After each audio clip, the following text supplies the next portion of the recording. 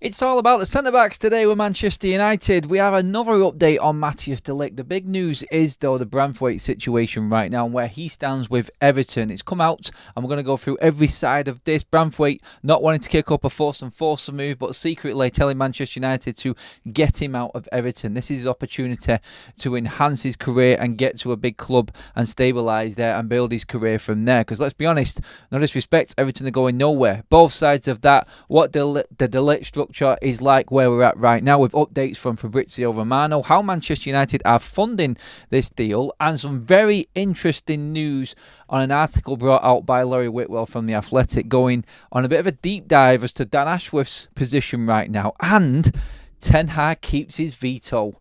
What has changed at United, and how does this structure move forward with Ten Hag having the same power he has got that he did in his previous contract? That shows you how stubborn Ten Hag was. Well, it really does. We're going to get into that and talk about that as well at the back end of the show. I want your thoughts on everything. We're starting with Branthwaite, though, and the situation with him and Everton and United bid. Let's get into that. It's Forever United TV. I'm Adam. Welcome along to the live show, everybody. Get your comments in the live chat like you already are. Please get involved. Give your comments. Leave them at the bottom in the comment section when the video is finished if you're catching up or if I've missed anything today in the live show. There's a poll up right there now, so if you can't see it and watching later, it's what is your preferred centre-back partnership?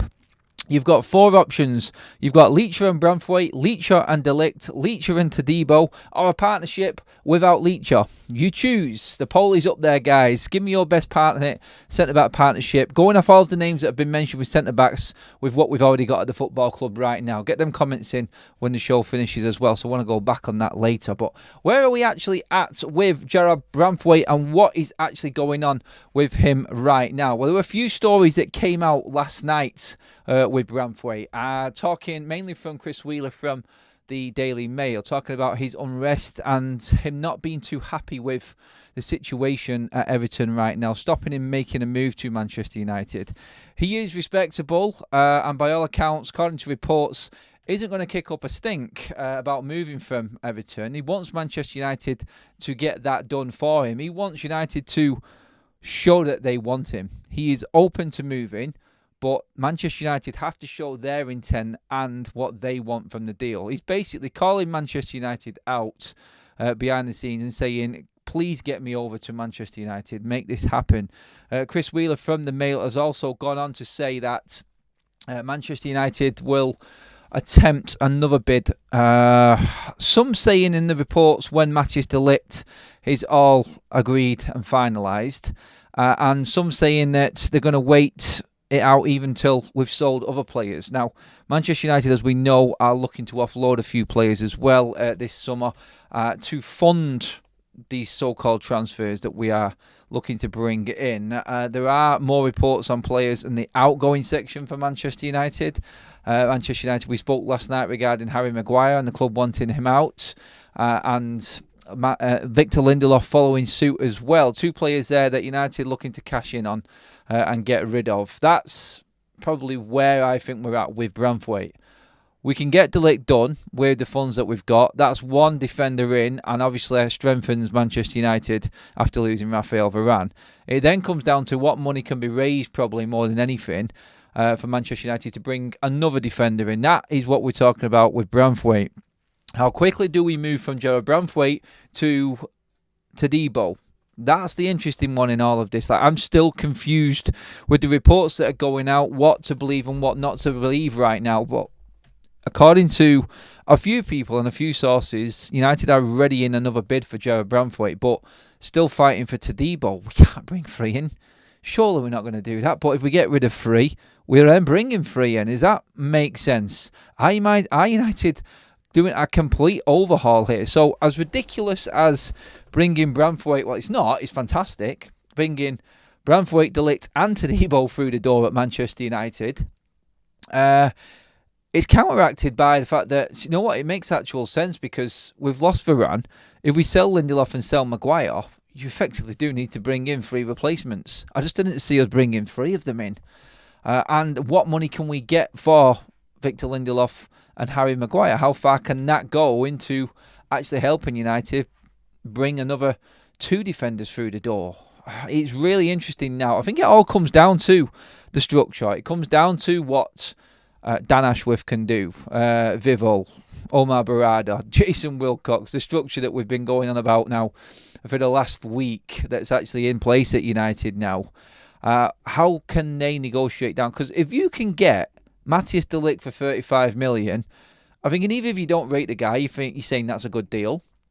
Jared Branthwaite's the interesting one. I think Todibo, you're looking at £30 million sort of territory there for Manchester United. Two centre-backs, an improvement on what we've got. Yes, in de Ligt and Todibo, if you bring both of them in.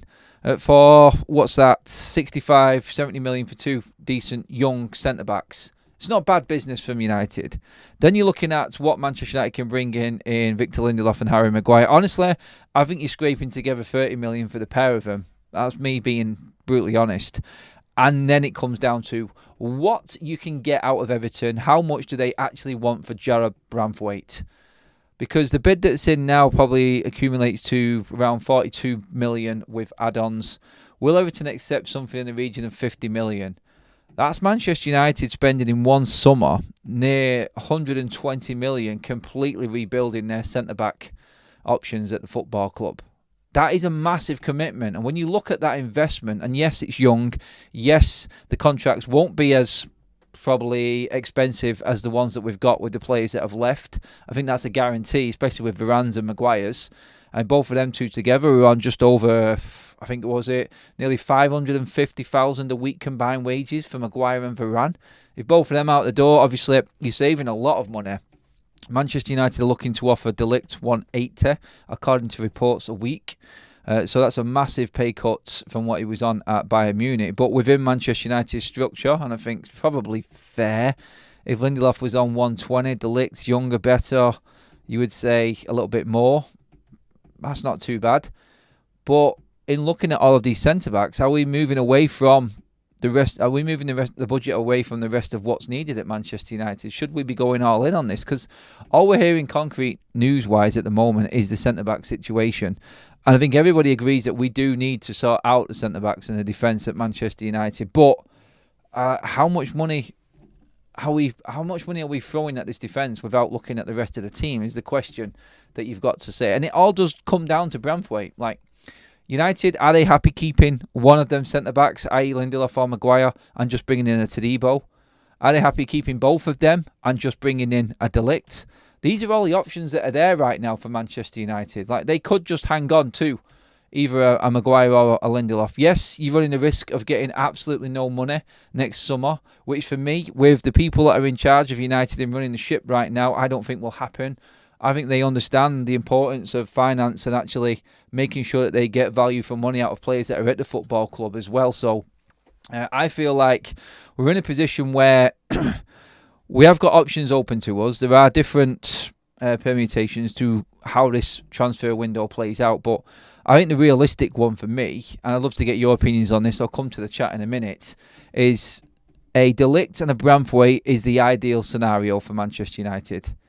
But the more possible one, I would say, is a de Ligt and a Todibo, because I think we will get past UEFA with that. And Sir Jim has already put everything out and told us that we're actually interested in bringing Todibo in, and he wants to come to the football club.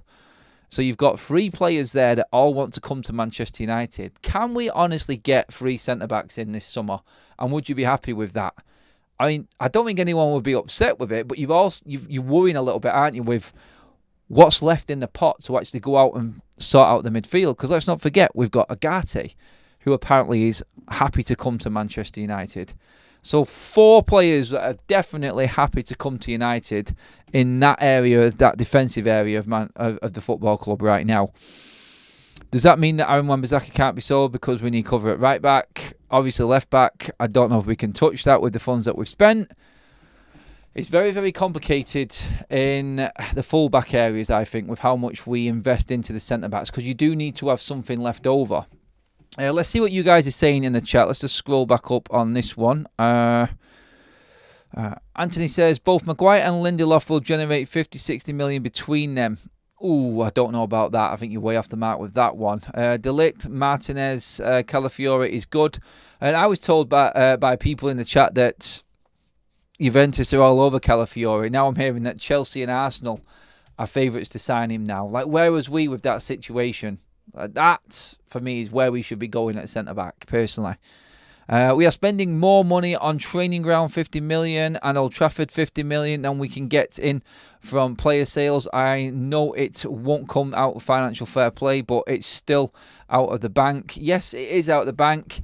And Manchester, it's like new owners. Like, we know the liquid assets and cash that Sir Jim Ratcliffe has got at his disposal, but he's not allowed to spend it. He's not allowed to spend it on the staff, basically. Like coaches, directors of football, directors anywhere within the club. We know that goes towards financial fair play now. But infrastructure doesn't count against it, it would seem. So 100 million investment in infrastructure. 100 million goes a long way when it comes to building a new stadium. Like 50 million on Old Trafford and 50 million on Carrington. That's a lot of money, that's a big investment for Sir Jim Ratcliffe. It doesn't come out of the coffers for financial fair play, no, because we have to generate that through the football side of things. But I still see it as a positive. Like, he is putting money where his mouth is, and he is investing into the football club. And infrastructure is something that we've been bemoaning a lot. Like, honestly, if we were run properly, Manchester United, I don't think there'd be any United fan moaning about what Sir Jim is doing right now. All we've done is cried out for years about putting money into the infrastructure, having a structure, properly run football club. We've got that right now. I think everybody's just waiting to see what signings come through the door. And at the moment, we're on the brink of actually having a decent transfer window. I mean, looking at the wage structures, looking at the wage bills of football clubs in the Premier League right now, after the players that have been released from United, we've dropped down to 4th in the table for the most expensive wage bill. So we're behind Arsenal, Manchester City and Chelsea right now in the wage. Obviously, we're going to bring players in for the ones that have gone, and it will go up again a little bit, but still it is a good sign. Let's not forget, we've got Sancho, Greenwood and Casemiro to come off that wage bill as well. So we're moving in the right direction here. But all anybody, fan base wise, and all anyone sends me messages and comments from is, when are we bringing players in? We don't care about anything else until we start getting players through the door. Good afternoon, Adam. Eric Ten Hag may still have his veto, but if the price on that player is too much, then he won't get him. Can't get to Debo, not allowed UEFA. No, we're looking into that, Adrian. They're trying to take UEFA to court, try and get a loophole or a way out of that one. That's why I brought it up. If Ligt is only 35 mil and he's still good, why does no one want him apart from MUFC? Apparently PSG wanted him as well, James. But Romano has come out with another quote. Actually, I'm just going to get into the Ligt side of things now. So we can have a look at what's actually going on there with Ligt. So obviously Fabrizio Romano tweeted out earlier on today, because there was some stories coming out. I think the MEM put a story out saying that PSG were looking to hijack Manchester United's bid for Matthias de Ligt. Romano has said and confirmed that interest is there, but there's no other club than Manchester United right now, and that's because of de Ligt. He is all in on Manchester United, so anyone else coming in, he does not want to know about. He wants to go to Manchester United. So that's a good thing that he's just ignoring every other offer that's coming in, and he solely wants to move to Manchester United. That's good. And if it was PSG going in for him, I mean, that's the main competitor. I mean, he has still got something to offer, de Ligt. So yeah, in terms of where we're at with it, the talks are ongoing, like Fabrizio Romano says there. The fee is yet to be agreed between Bayern Munich and Manchester United. What we're hearing is it's more like the structure of the deal that Bayern and Manchester United are discussing right now. The fees and the actual overall valuation and what's being offered are not a million miles apart. So really right now it's all on the restructure of the actual deal, like the payments, the add-ons, things like that. Obviously sell-on clauses. This is where all the negotiations and actually having a decent football structure above the manager and dealing with this gives you a little bit more confident. Like, we've got the right players in place right now to actually deal with these complicated sides of the transfers. So this will be our first chance to see, like, dealing with PSG, dealing with Bayern Munich, not small clubs, but this new Ineos regime and this new Manchester United football operation that's there now. We're going to see how good it really is with the negotiations that are going on right now on these complex deals, because it's got to work for both clubs. And you know what? I feel like people have said before, look, we should be buying the players from the smaller clubs that they don't want to let go rather than the ones from the big clubs that they do want to let go. But I think United, in the position we're in, obviously, again, no Champions League. It's a bit more difficult because we haven't got that to offer certain players. We have to sort of like move around the market and get in the side doors, work out the best possible structures, work with big clubs because they can actually structure deals a little bit better, whereas smaller clubs want more of a fee up front. Pretty much the difference is that we're seeing right now is Ligt and dealing with Bayern Munich compared to Everton and Branthwaite. That's the difference right now in terms of how clubs operate. Like Everton want to take Manchester United for absolutely everything that they've got. Bayern Munich understand the situation more and are used to dealing with deals like this. So this is probably why it's moving quicker with Bayern Munich. Plus, like we've said, they're not too bothered about him going. Christopher Hooper, Adam, we are all hearing at the moment is blah, blah, blah. Christopher, you are on a bit of a downer at the moment, mate. I've seen your comments. You're not too happy, are you, buddy? But just give it time, mate. Like the official transfer window, as we know, has been open 3 days. And the Euros are on. You have to take all of this into consideration, mate. And it will happen. It will happen, I promise you. Players will come through the door. If they don't get this wrong right now with the people that they've got working at the club, then there's no hope for us at all. So I'm clinging on to every little bit of positive that I can right now, knowing that United will get this sorted. We are just about to hit the 100 like mark, guys. Please keep liking the video. I love all of your comments coming in and getting into more of them now before we move on. In your opinion, Adam, are you concerned about his injury record? Do you think he is a big risk? A big risk, don't you think? He is a big risk, don't you think? He is a risk. Xerxes a risk. He's got an injury record as well. If we do go all in on him as well, I'm worried about every player with injuries at Manchester United now. We bought Højlund, knowing he had a back injury, that's brought him out of a few games this season. We knew that Mason Mount had an injury record towards the back end of his Chelsea career, and that's come to bite us on the arse again this season. We know what De Ligt's record is, and yeah, I am worried. It's a massive concern. It is. Or if we're buying 2 or 3 centre-backs, then I look at it a little bit differently. I would look at it and go, well, maybe he isn't first choice and we don't have to rely on him staying fit all season. That's a possibility. That's my concern about De Ligt. Bayern don't usually get rid. Big clubs getting rid of players. Yes, I understand that, Babs. And I think everybody's been on that one. Like, why are they getting rid of him? That's the problem you've got. Like, we're never going to know. Like, we're literally buying De Ligt off of Ten Hag, I feel, and him working with him before.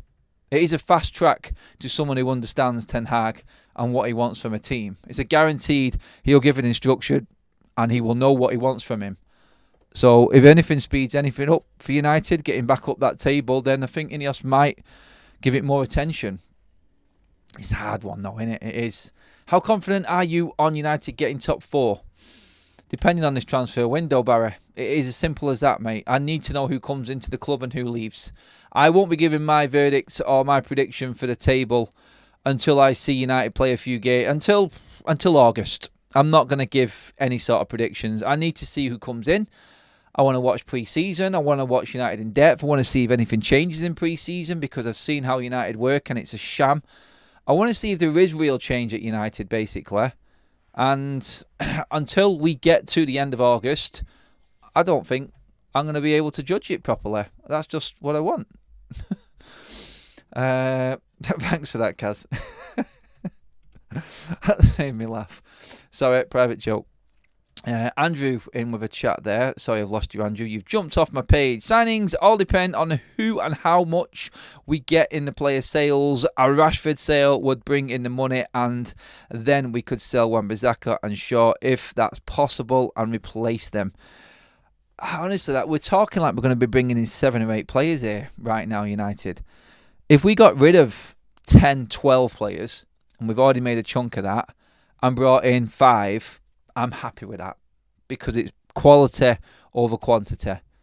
And then you can integrate younger players in bit by bit into a better environment and a better culture at Manchester United, because everybody will be on board. Right now, transfer-wise, what we're looking decent with. Confidence levels of 4, I would say, in the 3 centre-backs we've discussed. Real interest in all 3. Agate, definitely. Xerxes, you could say he's 5, but we'll wait on that situation. It's gone a little bit quiet on Xerxes and a bit in terms of negotiations coming from the Italian side of things, with AC Milan still working away in the background. Heard today that Arsenal want Sancho for 40 million. Hope it's true. They are absolutely suicidal. And Arteta is blowing everything that he's worked on and created there at Arsenal if he brings Sancho in. He's not the right man for them. How does Branthwaite cost double what the Ligt price?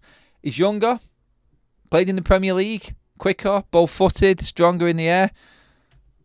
There's a lot of positives for Branthwaite, and it's the English tax, mate, basically, Dylan. Sadly, English and United tax. Bayern is a big club that understands a big club mentality. Everton is a small club that operates in a pond like Newcastle. Oh, that's a harsh one, that. Harsh. What else have we got here? Akash, Adam, Bayern need to sell because Bayern need to clear some wages to fit Elise and Simmons in.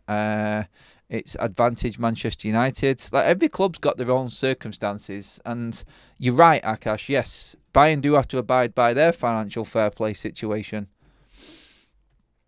A couple more before we move in. I'd be surprised if we bought in a new left back and right back based on who we are firmly linked with at the moment. Yeah, it doesn't look like we have got anyone on our radar right now, fullback wise, does it? Nothing as clear as what we're talking about centre back wise and midfield wise, anyway.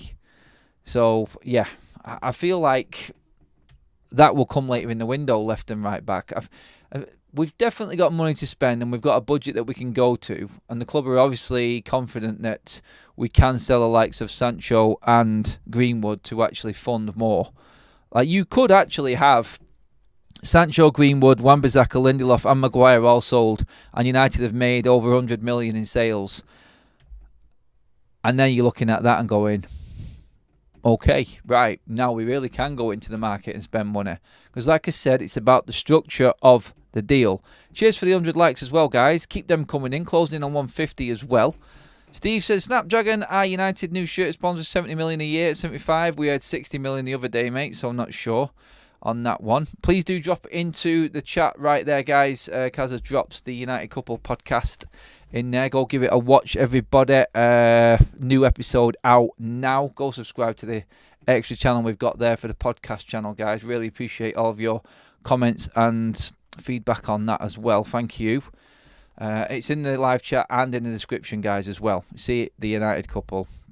Bayern will not have a player at the club that doesn't want to be there, same as we did under Sir Alex Ferguson. It's the way top clubs are. If De Ligt wants out, they will shake his hand and thank him. Oh, I can't wait to get back to them days, mate. I cannot wait to get back to that. And I think this is why now I think clubs, hopefully after this summer, we'll look at Manchester United again as not that Tin Pot Cup when it comes to dealing with negotiations and transfers and whatnot. They'll look at us as a serious outfit again. And that's what we need to get back to. When United come calling, they know they're dealing with proper operators now in the new regime that's there at the club. So that's what we need to get back to. And like good summers like this and negotiating with the likes of Barca and PSG and building up these relationships again, start dining at that top table again. Start communicating with the big clubs again. And you know what? Yes, Everton may be a tough nut to crack. And they may not want to boost Manchester United's chances. That's what you're going to get. With Premier League club, no one wants to give Manchester United a leg up. So they're not going to help them get a good deal for one of their players, like Branthwaite's situation. We're not going to get there. We're not going to get any help off anyone in the Premier League, which is usually why you get better value for money when you're going to other clubs that you're not directly competing with week in, week out in your own league. So PSG, Bayern Munich, they're only happy to help Manchester United right now. Like, they're not even competing against them in the Champions League, for God's sake. So really, you could look at it and say that United are attacking these bigger clubs right now because they probably feel like they're not even on their level right now. They're not competing with Bayerns and PSGs, which we're not. We're not even in the same competitions. And the players we're getting off them, they're not exactly marquee, are they? The players at the right age, the players that will enhance Manchester United or make us better. And it's about the minor gains that Ineos do go on about, like just enhancing, making the club better, whether it be off the pitch or on it. Players coming in that are gradually going to be better than the ones that we've got that we're trying to move out. Then, yeah, it's all progression for United. And the patience that's needed to get to that final goal. So, yeah, that's what we need to be looking into, and I think that's how we've got to look at this window. It's the start of a long old process of United actually becoming a proper football club again. So that's how I see it. Anthony says, Xerxes is 90% as he has indicated his switch of interest, and now we are favourites to land him, except we don't activate his clause, but once we activate his clause, he is ours. Not necessarily when we activate it, mate. There's more to it, mate. I do think you're right. I think he will come, but I don't think it's as nailed on as what people think with Xerxes. I've just got a feeling. Keep subscribing as well, guys. Thank you. Likes are piling up as well. Kaz has just gifted a membership, and that's gone to what's that say? Sweetie Head. I like it. Welcome to the members club, and thank you, Kaz. Good to see all of the mods in there as well, and other members in there. Keep your comments coming in, guys. I want to move on to something else I want to talk about, actually. So we talked about Lindelof and Maguire moving out. Transfer-wise, and what power Erik ten Hag has got at the football club is very, very interesting. And Laurie Whitwell of The Athletic has been going in deep on this one. It's a great article, actually, that Laurie Whitwell has been that was put out there as well. But first of all, people have been taking extracts from this, and I want to get your opinion, guys, on the news that Erik ten Hag's contract and more details of it, that he has got the veto still when it comes to Manchester United transfers. So Ten Hag still has a big, big say on who comes into the football club. Now, how much of a say? I don't know if there's many that are concerned. Someone made a great comment in the chat earlier on that Ten Hag may want a player or recommend a player, but if Ineos don't think he fits into the profile, wage structure and pay structure for the transfer, then they'll just say, no, here's your other options. This is what we've recruited. As long as the communication is good and clear between Ten Hag and everybody in play, then I think everyone's going to be okay with that. I was concerned before with Ten Hag. His transfer history is shocking at Manchester United. Nothing has worked past 2 years so far. And you're looking at Ligt being the one positive signing that he's made, really, out of all of them. I'm just reading through some other news coming in now. I'm going to jump onto that in a minute, actually. I just want to bring it up, actually. It's been sent over to me now by Kaz. Mike Keegan has just put out a tweet saying, a wide-scale cost review was commissioned by Ineos and completed in January. It subsequently recommended that cuts should be made across all departments. As a result, a proposed redundancy process will take place. A redundancy process for Manchester United staff. Wow. On top of that, Mike said, Manchester United are set to make almost a quarter of its workforce redundant now. At a series of meetings earlier today, staff were given the bombshell news that up to 250 of the club's 1,100 employees will be losing their jobs. That news has just come out right now, guys. That's brutal. That is absolutely brutal. That is mega news, to be honest, that with Manchester United and what Ineos are proposing right now. So it does look like it has been one hell of a thorough sort of review of Manchester United, an audit that we've been talking about. 250 staff members. What have we been doing? What have Manchester United been doing? It looks like we're moving people out that just don't do anything at the football club. How can you get rid of 250? This is how the football club has run over the last decade. It just goes to show that someone with the intent of improving and looking at the greater good and the football side of things at Manchester United has come in and looked at it and laughed it out of the park. That's what this looks like. Laughed it out of the park. And do you know what? Some of them staff will probably be like, yeah, maybe I could have done a bit more. But it starts at the top, doesn't it? Like, we've got rid of people that were making the big decisions and changed that up. We've talked about that with the new structure. Brilliant. The coaching staff, that's about to be announced and changed as well. The staff in and around Manchester United, we already know what Ineos did last season with cutting costs with privileges for staff members, taking people to Wembley for the FA Cup final, elaborate parties and hotels and stuff, cutting all of that. I'd love to see the finances at the end of Ineos' first financial year at Manchester United, to see exactly what their process has brought to Manchester United and how much of this clear out is going to affect things. But 250 staff members that they think are surplus, that's ridiculous. What have Manchester United been up to? That's a lot.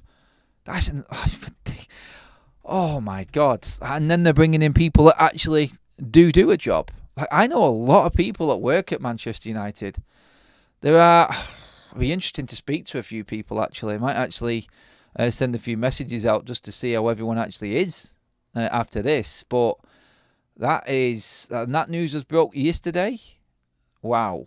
That's mental. Like, obviously, like, this is people's livelihoods we're talking about right now. And for us, yeah, we're looking at it and going, yeah, this is what's needed. But let's just spare a thought for people that actually have been doing a good job, that may have been caught up in the midst of all of this clear out. Other staff members that have brought other people down and results have not looked good. And this, you know what this comes down to? Again, the people at the top that were employing so many people. It all comes down to this. Like, next season, for instance, Ineos, I think, are taking on the whole blame of anything going wrong for Manchester United next season. They are. They've brought their people in. They've cut the cost. They've invested where they think needs investing. They've kept Ten Hag. They're going to keep certain players at the football club, judging off what they see fits and what works best for the manager and the coaching team. And no one can really point a finger at anyone else but the man himself. Like, the main three, like Brailsford, Sir Jim Radcliffe, Jean-Claude Blanc. These are the people that United fans now can look to and go, you're the ones that were in place at the start. You've employed everyone within the structure, and I haven't got an issue with any of them. I think it's great. I think it looks like we're moving forward. But the likes of Ten Hag, I mean, no one can blame Ten Hag next season, because Ineos are the ones that kept him.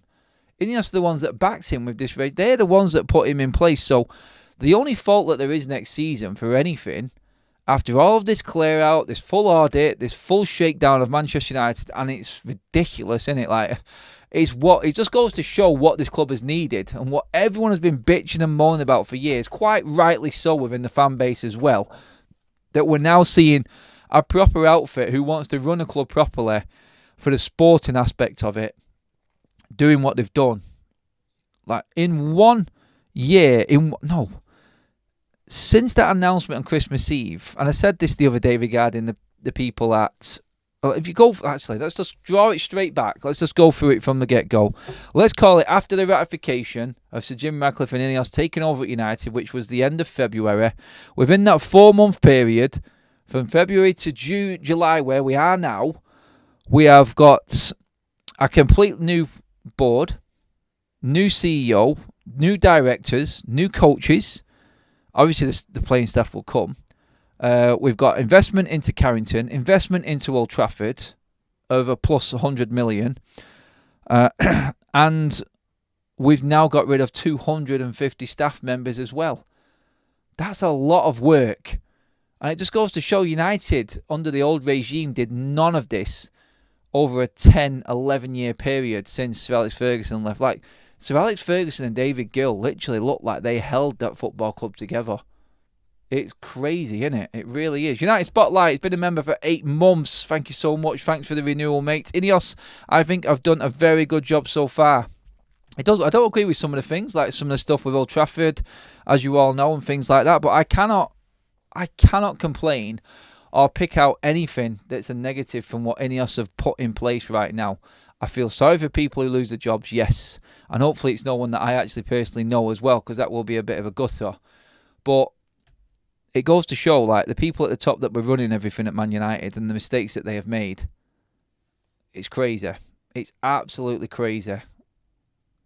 It's embarrassing, actually, for them. Absolutely embarrassing. But, hey, look, it's all for the better of Manchester United. And going forwards, like, they came in and said they haven't got a problem in making these tough calls. We'll see now, won't we? We'll see.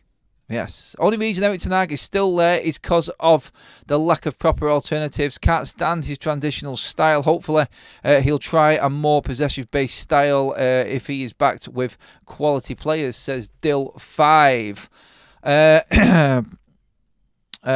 Sibi Suso. Is that right? Sibi Sizo? I think that's how you say it. Welcome to the Members Club, my friend. Thank you so much.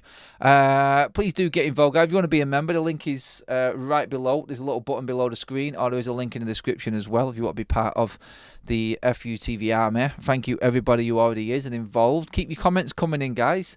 I just want to move on to something else quickly as well from the Laurie Whitwell article that came out in The Athletic, and that's with regards to Christophe Vivel. And where this all came from. Like, he is moving directly into a recruitment setup role alongside Dan Ashworth, obviously reporting to Dan Ashworth. But it was Omar Barada who made this appointment, like, who recommended this appointment. This is what you get when you've got football people working in a football business.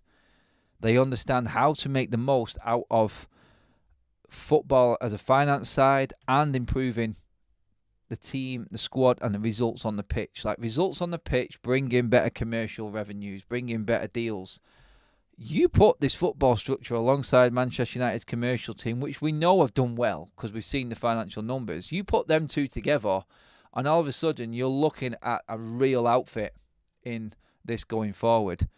There was another great piece in the article that Laurie Whitwell's done, and I urge you all to go and read it, because it's talking about the mistakes that Manchester United have made and the players that slip through their grasp. Honestly, like, players like haggling over Sesko and losing out on him. Caicedo, we had in our grasp. Pedro Neto took a tour of Carrington and we couldn't get that deal done. Faffing around, bitching and moaning over certain little bits of commissions, deals, monies here, there and everywhere with all of these players. Within a football structure, this does not happen. That's what happened at Manchester United. And that's why Vivel, that's why Dan Ashworth, this is what he is in charge of right now. It goes into detail saying about what his job was when he did an interview with The Athletic when he was at Brighton, where he sits in the middle of a wheel and every spoke of that wheel going off is going off to a CEO, a technical director, the manager, the coaches, the youth team, head of recruitment, everything like that.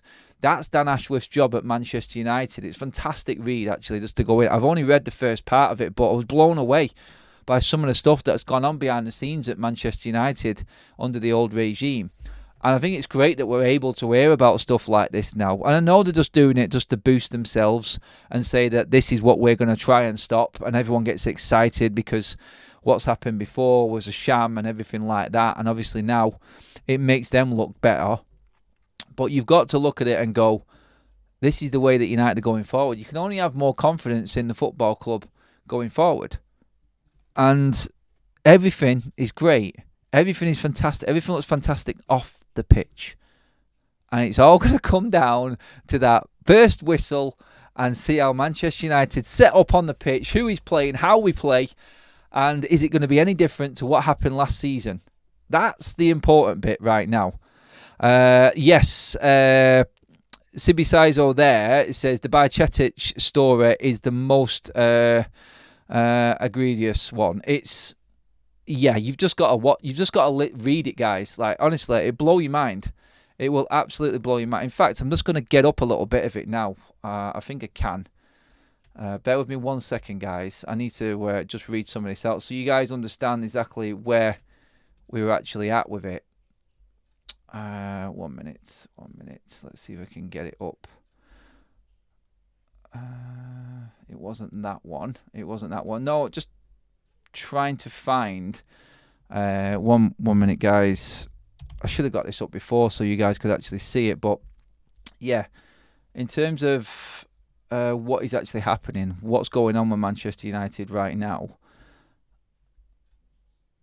and what we're losing in terms of how it used to run before, it's brilliant. A sporting director's job should not be solely focused on recruitment, as Dan Ashworth knows well. In an interview with The Athletic in 2020, he described his role at then-employers Brighton & Hove Albion as one in which, metaphorically speaking, he sits in the middle of a wheel, and on the outside of the wheel is the head of each department.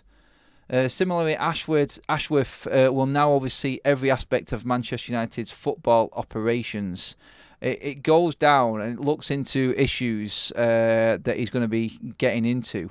The impressive breadth and depth of Manchester United's scouting knowledge, frustrations over how that vast network has been used, how a 17-year-old Pedro Neto slipped through their fingers, why haggling saw United lose out on Benjamin Sesko, why he decided against deals for Moises Caicedo and Jamal Musiala, what cost them the chance to sign Stefan Bajcetic, like we just said, what causes the infamous Manchester United tax and how to fix it.